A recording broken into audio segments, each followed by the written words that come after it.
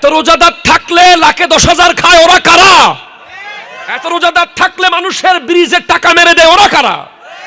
এত রোজাদার থাকলে মানুষের জায়গা দখল করে, ওরা কারা? এত রোজাদার থাকলে প্রতিদিন মানুষ মারে, এরা কারা?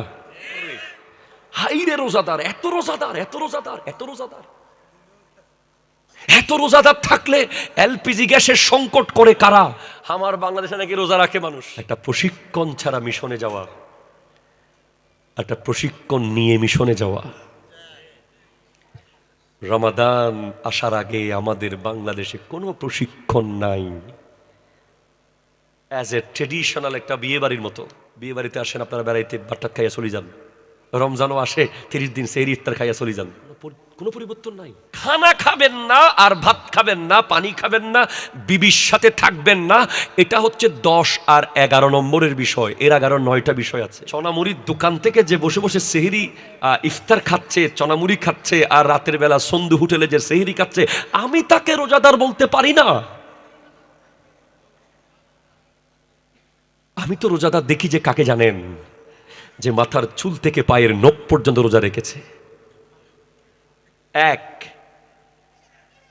ট্রেনিং নাম্বার 1, রমজান মাসে 1 সেকেন্ডের জন্য 2টা চোখ কোন শরীয়ত বিরোধী দৃশ্য দেখবে না। আপনি কি সেই ট্রেনিং শেষ করেছেন? আপনি কি কোন শরীয়ত বিরোধী দৃশ্য আসলে সাথে সাথে চোখ বন্ধ করার ট্রেনিং করেছেন? আপনি কি আপনাকে যে দৃশ্য দেখা ইসলাম হারাম করে দিয়েছে, ওরকম দৃশ্য আসার সাথে সাথে চোখ মাটির দিকে নিয়ে যাওয়ার প্র্যাকটিস কি করেছেন? 2, নাক দিয়ে শরীয়ত বিরোধী কোনো কিছু সুগন্ধ নেওয়া যাবে না। প্র্যাকটিস করেছেন? আমাদের দেশে অনেক যুবকরা নেয়। আমার দেশের যুবক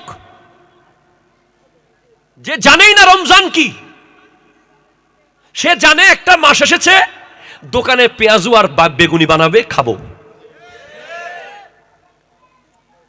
সে নাক দিয়ে কি শুকতে হবে, কি শুকতে পারবো না, এই প্র্যাকটিস সে করে নাই, সে এই ট্রেনিং নেয় নাই। সে রমজানেও শুকা শুরু করে দিয়েছে।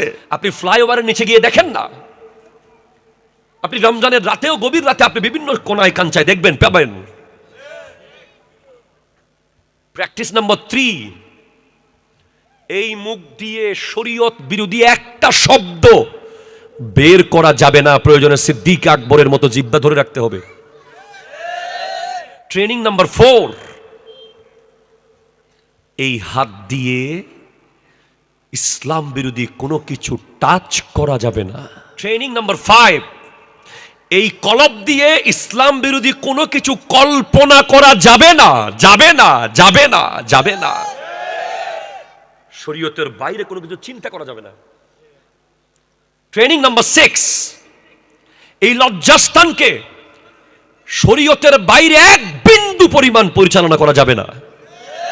ট্রেনিং নাম্বার 7, এই 2 পাকে শরীয়তের বাইরে 1 চুল কোন জায়গায়, একটা কদম যাবে না, জীবন চলে যাবে, পা দাঁড়িয়ে থাকতে হবে। ইসলামের বাইরে, কোরআন সুন্নাহর বাইরে একটা শব্দ শুনতে পারবে না। এই ট্রেনিং আপনি করেছেন? আপনি সেহরি আর ইফতার খাবেন তাহলে। এরপরে 9 নম্বরে গিয়ে আসতেছে, সুবহে সাদিক থেকে সূর্য ডুবা পর্যন্ত খাবার নিষিদ্ধ। 10 নম্বরে বিবির সাথে থাকা নিষিদ্ধ। আপনি আগের 8টা কোথায় যাবে? এজন্য আপনি রোজা যায়, রোজা আসে, রোজা যায়, রোজা আসে, আপনি আগের জায়গায় আছেন, কোনো এফেক্ট আপনার লাইফে পড়ে নাই। রমাদান এটা সবার জন্য না, এটা কমান্ডোদের জন্য। সবাই পাহাড় থেকে লাফ দিতে পারবে না, সবাই সাগরে ডুব দিতে পারবে না, সবাই গাড়ি থেকে লাফ দিতে পারবে না, বিমান থেকে লাফ দিতে পারবে না। কমান্ডোরা পারবে। সেভাবে সবাই রোজা রাখবে ঠিক, কিন্তু সবার রোজা কবুল হবে না। কবুল হবে তাদের রোজা যারা এই 8টা ট্রেনিং শেষ করে রমাদানে এসেছে, পুরা বডি রমজানে রোজা রাখতেছে।